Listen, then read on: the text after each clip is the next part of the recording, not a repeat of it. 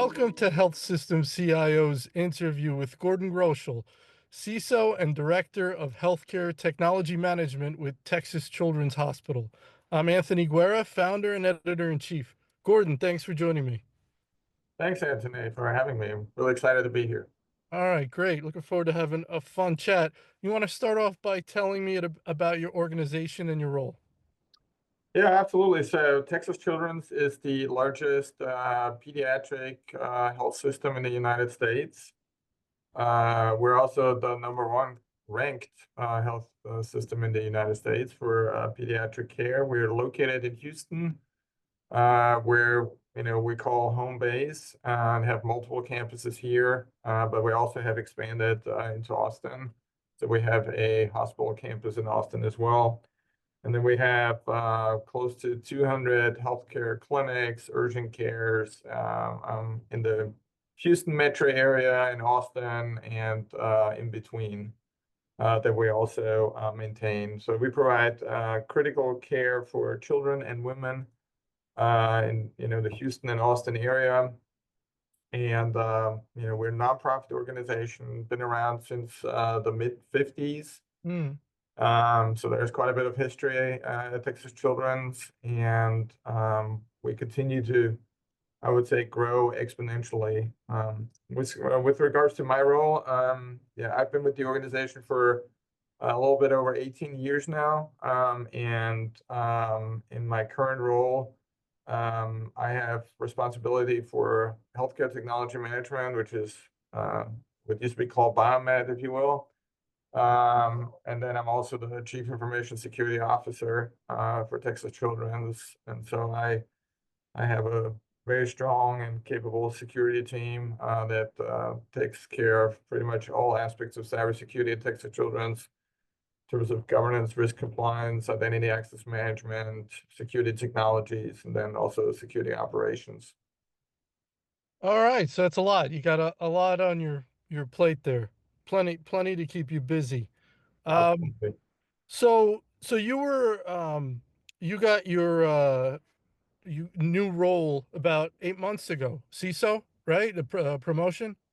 Yes, and it's an interesting one because I've been in that role for years now, right? Like, I think the Texas Children's never actually had a formal CISO title, right? So that we had always like directors of cybersecurity and so forth. And so it was more of a title change, if you will, than an actual like difference in day-to-day role, if you will. Okay, so just different title, but the same type of work. Um, Same word. you mentioned the focus on or the experience focusing on biomedical equipment. That's one of Yes. the sort of main things you did in the past, and now that's a part of everything else you're doing, correct? Yeah, so this is an interesting one, right? Like, because it's, just talking to others in other organization, right? Like the combination of, CISO and healthcare technology management or biomed is not very typical. So I actually got that team 8 months ago, and we've been, learning and growing together. I think there's a lot of opportunity. Healthcare technology management is changing rapidly and has been changing, for the last, I would say 10 years. What used to be isolated, devices that were not connected. Now everything is on the network. Everything wants to exchange data. And so a lot of biomed teams and healthcare systems struggle with that transition. And so, I was, I think, brought in and the team was added to my responsibilities to specifically work with them, not only on the what you would consider traditional biomed, areas, but also really moving and uplifting the cybersecurity program, for our HTM devices. So, or maybe I misunderstood. So the biomed and the devices, that's something that you just started 8 months ago. That's not Yes, something. correct. Okay, so that's new. So Yes. I've had some experience interviewing people, talking to people about this dynamic. Um, and it seems like something that's in flux in a lot of places, trying to figure out Um, apparently years ago, biomedical engineering used to even report to facilities, Yeah. right? So that, people now thinking that's pretty absurd. Um, but there's a lot of sort of interesting dynamics that goes into where that team should report or how to manage the cybersecurity around those devices. Mhm. Often those folks see themselves as quite clinical almost. Yeah. And so they're like, why am I reporting to IT when I'm a clinician? So Yeah. there's a lot of nuance and subtlety here. So your overall thoughts on that? Yeah, I mean, you hit the nail on the head, right? Like many organizations historically, and they're, like Texas Children's is in the Houston Medical Center, so we have it's the largest medical center in the U.S. From what I understand. There are later a lot of partner or peering, organizations, right? Like in the med center, and several of those still have, biomed as part of facilities operations. Um, I think, to me, this is, as I said, right, like Biomed, I think is in full on transition, right? Like all these systems, everything that we bring in now is connected. It has a computer built in. It has an operating system, right? So the role of a biomed technician is fundamentally changing, right? Like what used to be focused on physically, maintaining equipment, making sure it runs properly, repairing it, replacing parts, like sensors or, like think about an ultrasound device, the replace the sensor head, because it gets worn down and things like that. That all is kind of now changing to, okay, I need to understand how this thing connects to the network, right? Like, and what is it talking to? And I have not operating system. I have vulnerabilities. I have to manage all that. There is access that needs to be managed. And so with that transition, I think some organization like ours, decided to say like, okay, maybe facilities operations is no longer the right place, right? Like maybe we are closer to IT than actually facilities. And HDM or Biomed moved under the IT umbrella at Texas Children's. I feel like it was like 7 years ago. And I would say the last realignment that we just performed is just a further push, right, to really recognize and focus on the IT side of biomedical device management. Because if I look at my team, they are rock stars in terms of maintaining this piece, like these devices. I mean, I call them like MacGyvers, right? Like for those of you like that watched the show Oh, in the I 80s, know. right? Oh, I remember. I remember. Richard Dean Anderson. Yes, exactly. Right. So I call them like, MacGyvers, Swiss Army knife, duct tape, right? We're gonna repair everything, right? Like and but at the same time, many of those have been doing this and for 20, 30 years. They're not IT experts, right? And so as the landscape though is changing in terms of the devices, that role is changing. And so that realignment just takes that into consideration, further honing in on that IT side of things and the amount of work that it needs to be happening on that side. So at Texas Children's, Biomed has been under IT for a while. Yes. Mhm. Okay, but the new thing that's just happening is it just came to you. Correct. So, I think the difference is the it moved under IT, but it had a director that was an HTM expert or a biomed mhm, expert.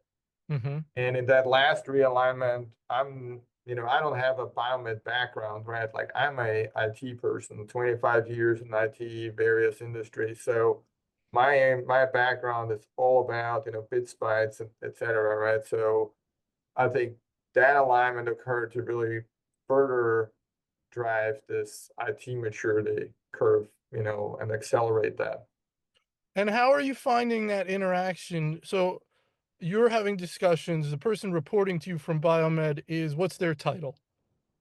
Biomed technician one, So that's percentage. the person reporting, that's your main contact with that you. No, no, well, okay, so I have like there are like 70 people in that department, right? Okay. I have two assistant directors, Mm-hmm. five managers, and then there's like 60 technicians, right, Mm-hmm. Mm-hmm. across all of our campuses. Right. So your discussions are mainly with those couple folks at the top, and then they go with the Yes. marching orders out. And how are you finding that? I mean, how close are things operating over there when you sort of poked your head in and it took over it?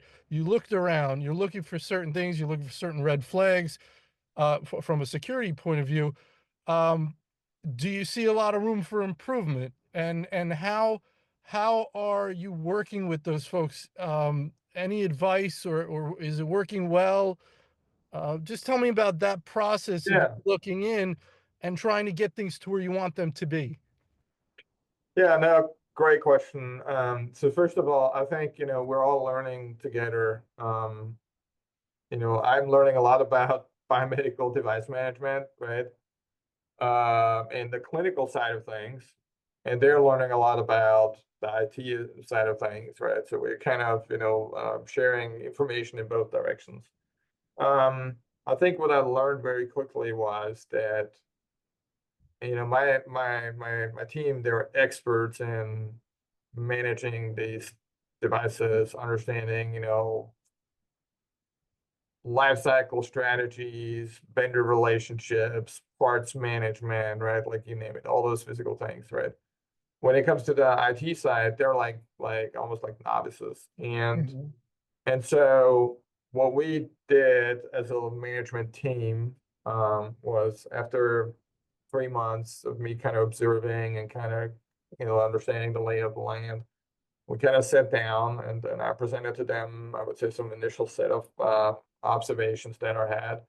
And then we defined, okay, what's number one, two, three, kind of developed a roadmap behind some of those improvements we need to think about, right? And the two things that immediately kind of stuck with me was threat and vulnerability management, which is a very foreign concept, right? Like for biomed people, and access management. Many of these biomedical devices are not domain joined because the vendor doesn't allow that. Like these are the strict, highly controlled devices, and so you don't have a lot of opportunities to put like an EDR agent on there or an antivirus software. You can't. So um, what we decided to do is we opened some last year we opened a position, right, specifically around the IT side of things, that and brought in a person to really focus and hone in on um, all the IT controls that we need to mature, and then start working with the managers and the teams, right? Like, okay, let's start with user access, and these are like some blueprints on how you can properly implement user access controls, and start tracking that methodically through a dashboard, right? So we can kind of see over time how we're maturing, for, let's say, user access. And then we did the same thing with threat and vulnerability management. And so it's kind of like this it's like a flywheel now, right? Like we're kind of spinning in this continuous improvement loop. Um, I think we're about to kind of augment the team to gain even more traction with a managed service that is specifically focused on biomed device security. Hmm. Um, and the reason being is what we learned is that, when you have 60 technicians in areas, right? Like, you have some folks, right, that are like, okay, I can pick this all up, right? Like I have a little bit of an IT understanding, so we're speaking a common language, and they start running with it. But at the same time, there are other pockets where, the gap, the skill gap may be bigger. And to jumpstart all of this and really kind of like get some more rapid, maturity. Gonna bring in a dedicated managed service that is focused on HTM, device security, and there are some vendors out there that just do that. They don't do regular IT devices and device security. They're just focused on biomedical equipment, and they have the vendor relationships. They understand the vulnerabilities. They understand what you can and you cannot do, with an FDA approved device, and wrap all that around with some real time monitoring to kind of get that rapid improvement. And through that, also then start upskilling the team over time so that we can then taper off the managed service, over the years. Yeah, that's really, really interesting. I didn't even know there was a company like that that you could bring in for that assistance. That whole dynamic you mentioned of in some areas. What's that? Oh, I was just coughing. Yeah, no, it's just interesting that yeah, and as you mentioned, one of the very interesting dynamics here is you come in and from an IT point of view, you're like, "Oh, let's do A, B, C, and D." And they're like, can't, can't." And you're like, but how do I secure this stuff?" Right. So that's the classic complaint with these biomedical Yeah. devices. You can't do the things that you want to do to secure them because the manufacturers, the FDA, some people say it's the manufacturers. They go a little overboard. They're not that flexible. They're not. I don't know. I mean, but they have. So, here's the phenomenal. What I find very interesting is, I guess there's so few manufacturers, and these devices are so complex that you don't have a tremendous amount of variety and competition in this space. So they have a lot of power, right? These are global Yeah. companies that maybe I don't know, maybe you have two choices, maybe three for a particular type of pump, and your clinicians say, we want this one. So two. So you have almost no power in terms of even the biggest customer saying, hey, do this or that. It's like you probably don't even get the phone call picked up. So it's just a really, it's all about power dynamics, right? Who's the customer, who's the vendor, and on rare occasions, the vendor is way more powerful than any customer. Yeah. So, I mean, if you think about it, like if you want to buy an MRI machine, you're gonna talk to GE, you're gonna talk right, to Siemens. right. After that, it's there's not a whole lot, right? Well, GE and Siemens are gonna do whatever they want to do or not You- want to do, right? uh, Like, I mean, That's it. yeah. And the interesting thing, and this was one thing that I really had to learn, like, in the cybersecurity space, I own my services, right? Like, we want a different type of firewall. My team goes out to the marketplace, they Hmm. investigate, and then say like, oh, we're picking now firewall vendor A versus B for these reasons, right? Right. Well, in the biomed space, it's actually not like that. The biomed team supports all those devices and provides advisory function, but the decision makers are the clinicians, Uh-huh. right? So it's the clinician who says, "Oh, I want the Siemens MRI because it does makes better pictures than the Hmm. GE MRI." Hmm. And even though we say like, "Well, Siemens is more expensive to maintain, Siemens may not do this, this, and this, and this," right? Like we can advise, but we're not necessarily making the decision. We can maybe influence it a little bit. Hmm. So the dynamic of how what devices are being selected is very different.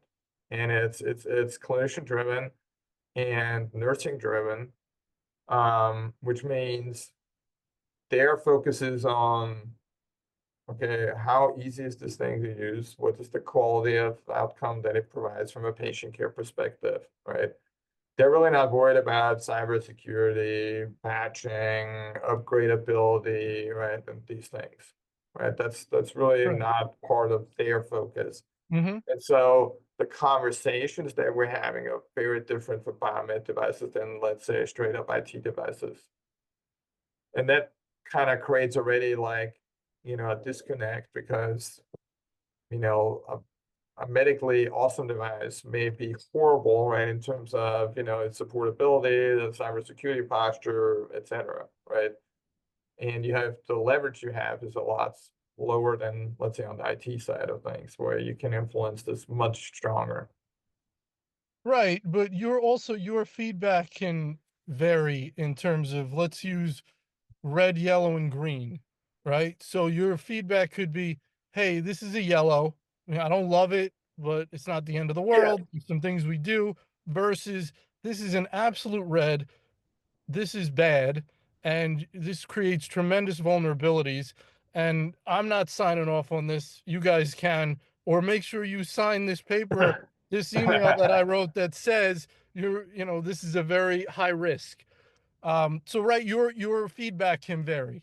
Yes. However, right, like, and this is where you come back with what you talked about, which is if you only have two vendors Right. and both of them are bad, Yeah. right? Like Yeah. choice matters, right? Like, and if Right. you only have a very limited choice, it gets a bit worse. So the other thing that I really feel very strongly about is these biomedical companies, GE, Siemens, many others, right? Like, and I'm not calling GE and Siemens out specifically, but those are very well-known names, right? They are the people that engineer these solutions are not software engineers, right? They're medical equipment engineers. So they design this to provide whatever, let's say in a case of an MRI machine, expert, quality pictures Mhm. for MRIs, but they're not software engineers. And so this is where all this disconnects already start happening, right? During the development, right? Like obviously they need an operating system, so they slap on Windows 10 because it's a fast pass, right? To from a software development perspective, it's easy. It's a very common platform. But then they don't think about, okay, how do we long term support this? Right? Right. Like an MRI machine is minimum, right? Like to financially, be viable, you run it minimum 10 years. Most organizations run it more like 15 years Mhm. Mhm. because you're investing millions of dollars. Mhm. Well, if I install Windows 10 on this device with a lifetime of maybe 3 to 5 years, I have an end of life operating system halfway through the life of the device, right? And this is where these disconnects starts already happening. So it's a complex topic. I mean, there's no good answers in the sense of, can the FDA do more? Should the manufacturers do more, right? Like, um, I believe the FDA probably could wield a stronger stick, you know, considering, they are the regulatory body that kind of says like, thou shalt do this, that, and the other. I think that the FDA has been very late to the game in terms of making sure that these all of a sudden network connected devices are so supportable and from a software perspective and can be appropriately secured. So there were some changes in the FDA regulations. I think it was like a year ago where net new devices have to be better secured, right? Like, and Mhm. vendor have to do more. But again, we're talking about devices that are going to be here 10, 15, 20 years, right? Until that starts actually making significant impact, we're talking about what, 2035, 2040, maybe. Right. Right. Yeah, it makes a lot of sense. Let's talk about a risk here. So when I talk to people about the most common ways that hackers get in, and that where ransomware is sort of injected into a health system, I don't really hear a lot about it coming in through a biomedical device, right? I mean, usually Yeah, it's like a phishing attack and they get credentials, yeah, or email, right? Or social engineering. It's something internet facing, or it's 0 day. yeah, But, we talk a lot about the risk around these biomedical devices, or we talk about, the exposure. What do you think's the actual risk? Is it lower for this area because we do see most of the real problems that when we see a system's down for 3 months from ransomware and we find out how it happened? I don't know if it's probably not exclusively, um, but anyway, your thoughts there on the actual risk and maybe the concept of using your resources in those areas, using it to correspond to the actual risks. yeah. That I mean, you're posing a really great question. Because you're right, right? Like, being in healthcare, we watch obviously very closely what happens to other organizations. And the things that you listed, phishing, 0 day, misconfigured, service on the edge, right? Like, some sort of credential compromise, for forgotten MFA, where an account that doesn't have MFA, for example. Those are like the common scenarios. Right. I have not run actually into one where it says like, oh, they came in through my my biomedical MRI machine, right? Like I have not Right. heard that. And there's probably some factors behind it. These devices typically you cannot just go there and browse the internet, right? You cannot open email on it. Um, Hmm. so from a risk perspective, the way we look at it is really more towards the lateral movement after the compromise, right? Like, so all of our biomedical devices are blocked off the internet. So even if you try, right, you cannot go to the internet from those devices. Um, So we're very much so worried about two things. One is the, lateral movement after compromise, so now threat actors already in our network. Now they could obviously use vulnerabilities in those HDM devices, right, to kind of park themselves there, right, lay dormant and then come back later. Um, the other thing that we're worried about is remote management, right? Like, so many of our Biomed manufacturers, they want to get remote access to those Oh devices. yeah. Right. And so that is a threat, right, that we're worried about because obviously if now that manufacturer gets compromised, is there a possibility for laterally jumping into our network through, some of those living of the land remote management tools? And so we are worried about that. And so we have been clamping down on remote access, right? So we're basically moving towards a where we control the remote access rather than the manufacturer being able to directly hop into our network Hmm. Hmm. to limit that exposure. But that's really like the two scenarios that we're trying to protect, which is really like lateral movement inside our network. We're utilizing network segmentation like everybody else to kind of limit that. Hmm. And then the other thing is remote management, and we're kind of where we can, and pretty much, I think, with a couple of exceptions, have clamped down on everybody and basically said like, if you need to remote into our device, we control that, right? You hop on to our platform, and then you can go in. Yeah, and I've heard that's a tricky issue that other people are dealing with. Would you also use the term service accounts for those accounts, or is So that something different? yeah, that's a good question. So MRI or like biomedical devices, like they typically have, it's mind-boggling, like they don't even have service accounts per se, right? Like they have local admin accounts, right? Like that because they're again, right? Like these companies are not software engineering companies, right? And so you find some baffling setups. What we typically do is like we set up a vendor account with extremely limited privileges that is basically turned off. Right.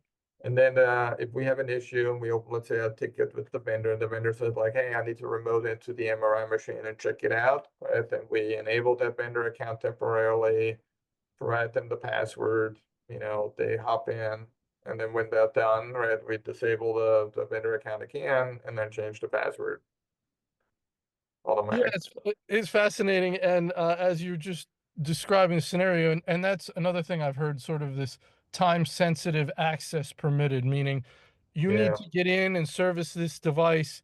It's going to be sort of 30 minutes, or at some point this access shuts off automatically. You have to resubmit a request. yeah. Um, and you mentioned when you describe calling in, like them calling in and saying I need access, I thought right away of identity management, and we think of Mhm. all the help desk attempted hacks now. Yeah. So, right, we go from one trying to solve one problem, and all of a sudden we go, okay, we're trying to solve it. Here's how we're going to solve it.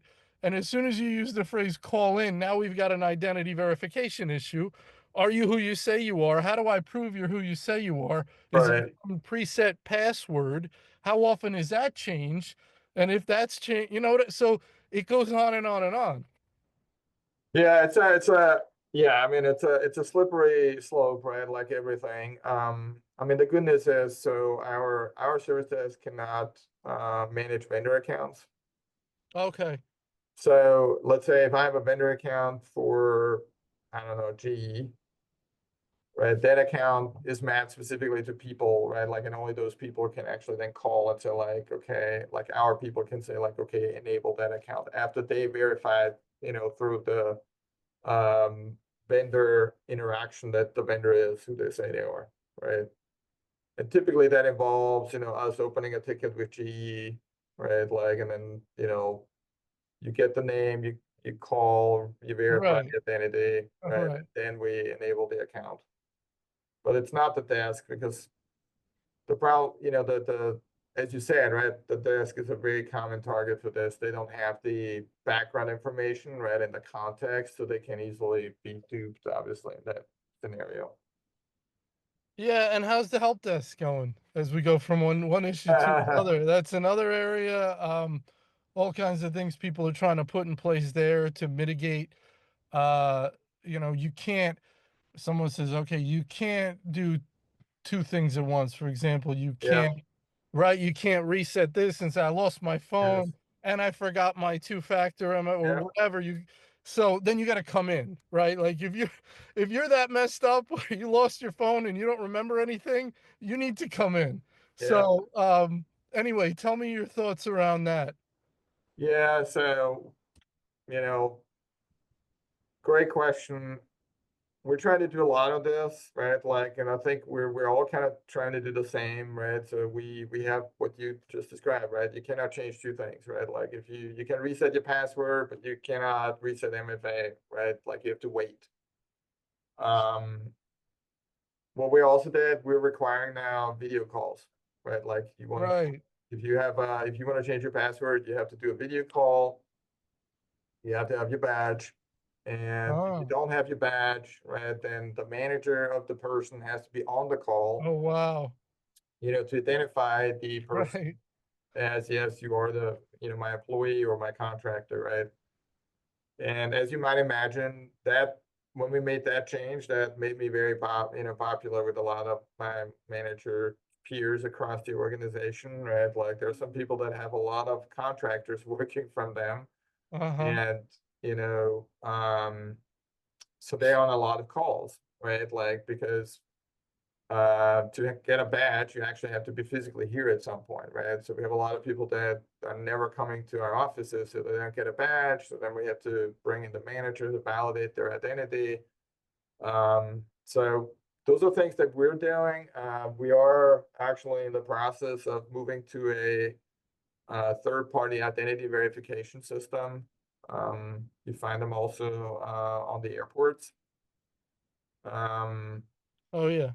and they're basically going to do this for us, right? So we're going to make all of our employees, all of our contractors enroll in that system, and they do the identity verification for us. And then when they call in and say like, "Hey, I need to change my password," I trigger a on-demand verification, Uh-huh. right? To that's from our desk software to their backend, so to speak, which then notifies the caller on their phone, right? Like, and then they verify the identity there. And then we basically perform the action. So we're trying to move this away from video calls, right? To make this process a little bit Right. faster. It's fascinating. It really is. And identity is everything, right? And Yeah, identity is everything. And the bad guys are trying to figure out a million ways to assume someone's identity and to get credentials, yeah, right? So, how do we verify that the person is who they say they are, especially when, as you mentioned, you have remote workers who may have never been to the health system, and maybe that's got to happen at some point. Maybe we say you have to be here at the beginning or like for one day so we can get your picture or whatever. I don't know, but at some way somehow that's got to be ironclad that that you are who you say you are, and we can confirm you are who you say Right. you are.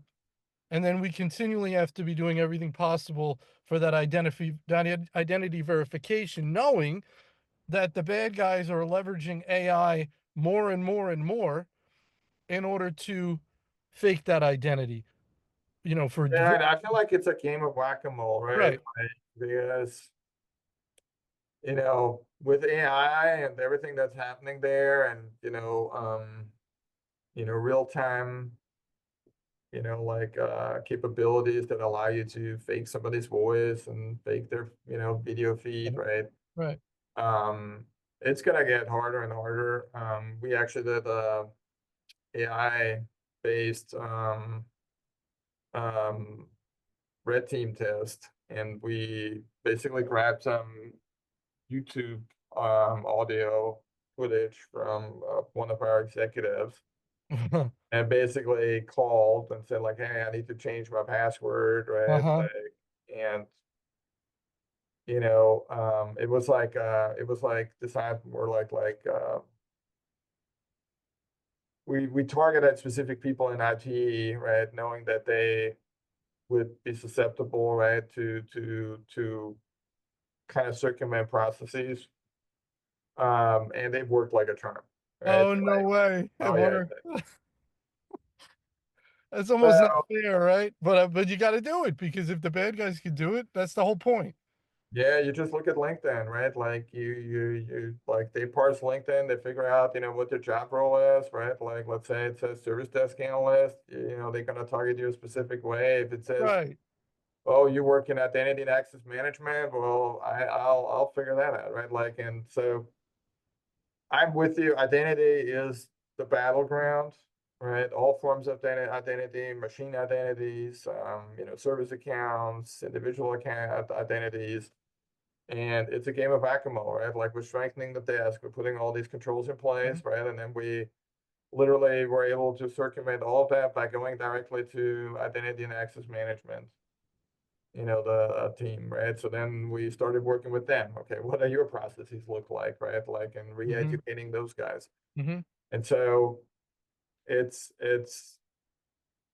and that's a continuous battle, right? Like every time we see a new attack vector, right? Like in that space, we you start basically we have like a list of like key departments, that are susceptible to this kind of stuff. Finance, we have finance, HR, some of our IT teams that deal with customer, right, like Mhm. work, like identity and access management, um, philanthropy. We have a strong, like we have a big Right. philanthropy team.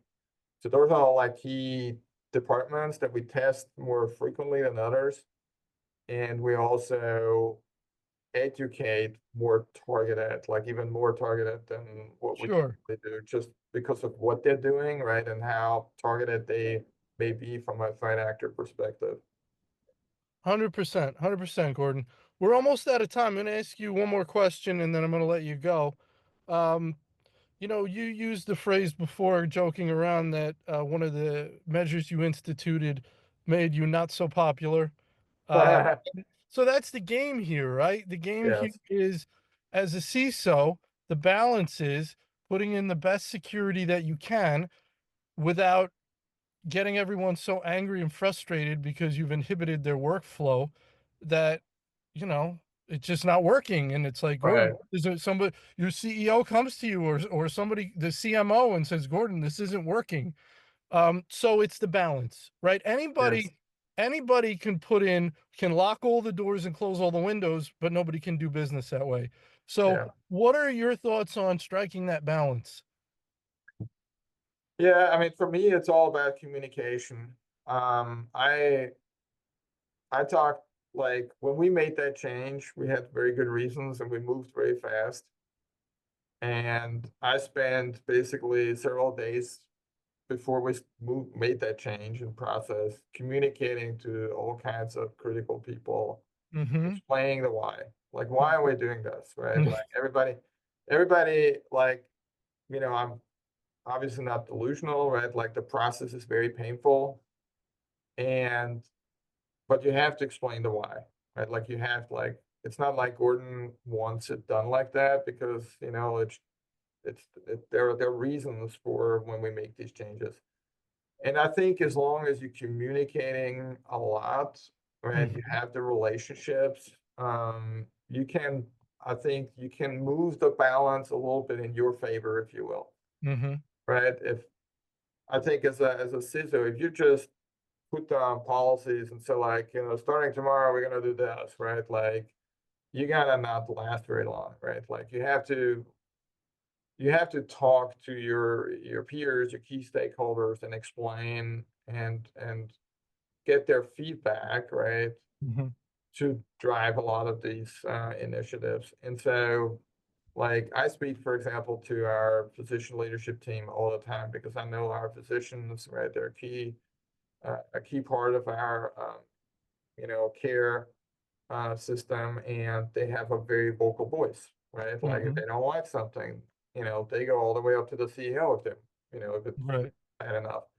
And so it's super important to have really strong relationships with those folks, so that they feel like instead of going to the CEO when they don't like something, they call me, right? And then we can Right. have a conversation. So like, hey, doctor, so and so, right? Like, the reasons why we have to do this is X, Y, and Z, right? Like we understand that, this is currently not helping you a lot, but we're working on a long-term solution, right? Like to make this better and more streamlined.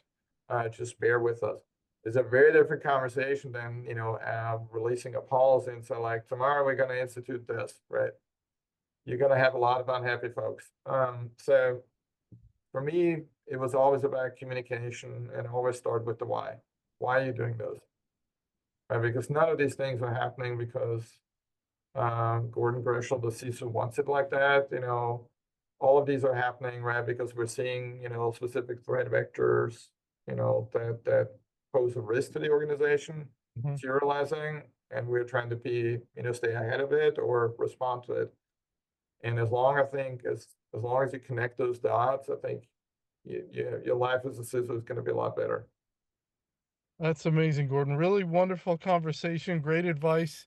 I appreciate your time today, and I hope we can catch up with you down the road.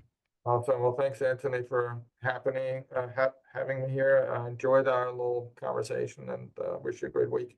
You too. Have a great day.